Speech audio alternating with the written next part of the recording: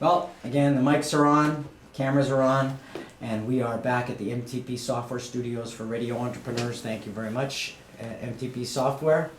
And our next guest is Ned Lomigora, CEO, Cape and Development. Welcome. Thank you. Thank you for having me. Yes, please. Ned, tell us about Cape and Development. So we are a top custom software development firm in Boston. We are in John Hancock Center. We also have offices in New York and Europe. We excel at building custom enterprise applications for Fortune 100 and startups, both in Boston and New York area. We use OpenStack software mainly, and we can build anything from mobile, web applications to analytics, machine learning, and AI. Wow.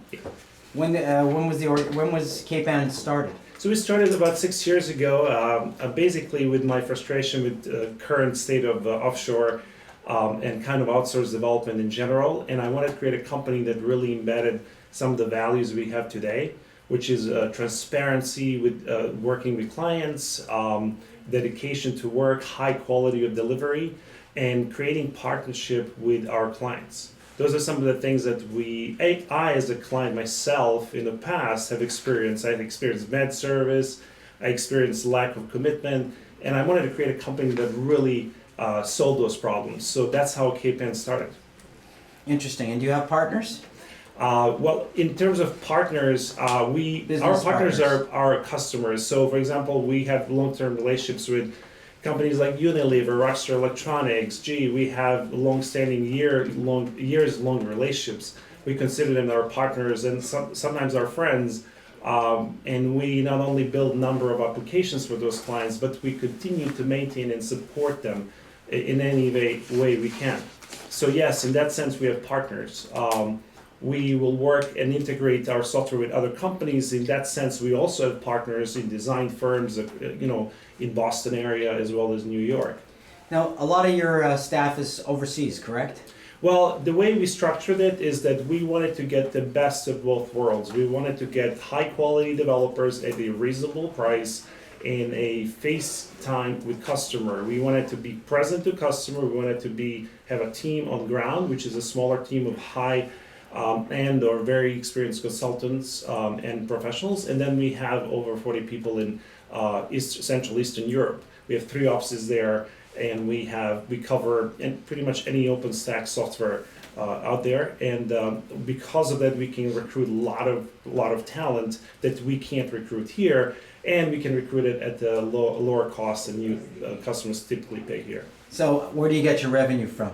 So mostly from contracts. We offer fixed cost contracts when we begin. It's a rarity in our business to be that confident and that knowledgeable about our business and our technology to be able to commit to the price. So we work with enterprise clients, and a lot of startups come to us as well. So our revenue really comes from contracts and working, especially repeat contracts and repeat business with existing customers. These days, most of our business comes from referrals. We also do some marketing, very little, because we already have a very strong pipeline and strong reputation that brings a lot of clients to us. So could you give us a typical client case that you would do to give our listeners a feel? Absolutely, yes, I'd love to. So a client case, one good one is we have a client called Rockstar Electronics. We've been working with them for 5 years now. We built our relationship over years, and we gained their trust by building a quoting application for them that in the beginning, before we actually built it, they had a lot of issues working with their sales force globally across the world, and they had to customize their process to every sales partner they had in order to sell electronics. They transacted millions a week. As a matter of fact, they had a hard time doing the transactions because they didn't have a consistent process, and also they didn't have technology to support it. They tried to build it internally, they failed. They tried to bring another company from outside, that failed too. And when they brought us, we completed it within 4 months, and now that is the linchpin of their actual company. They transact millions of dollars through this software called quoting tool. We support it in a way that they can customize this software for each of their partners, and each of their partners now something that used to be their weakness turned into their strength. They can be happier with us, and we continue to work on maintaining and building up application as new features and new requirements come online. So that's one way, that's one example, and the way we work with them is very transparent. They talk directly to developers. I encourage all of my developers to talk directly to clients. That develops relationship long term, that develops trust, and they'll turn to us for any future projects that they have. So let's project a little bit forward.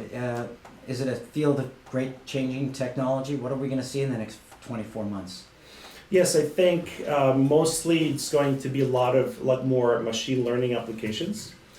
I think as technology field changes and moves towards more automation, we will start to see more AI used in enterprises, especially larger companies.